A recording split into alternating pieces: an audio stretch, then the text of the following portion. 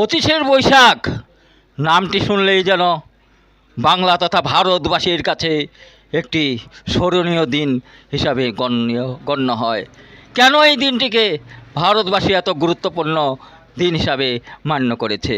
কেননা যে নাকি বিশ্বে কবি হিসাবে বিখ্যাত এবং ভারতবর্ষকে এনে দিয়েছিল নোবেল পুরস্কার, সেই কবিগুরু রবীন্দ্রনাথ ঠাকুরের জন্মদিন আজকের দিন।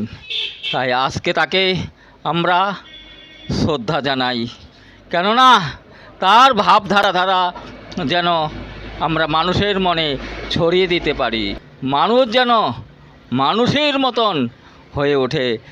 তাই আমরা তাকে প্রণাম জানাই, তার ভাবধারা যেন আমরা প্রত্যেকটা ভারতবাসীর কাছে পৌঁছে দিতে পারি। এটাই হবে আমাদের শ্রেষ্ঠ শ্রদ্ধা এবং শ্রেষ্ঠ পুষ্পাঞ্জলি।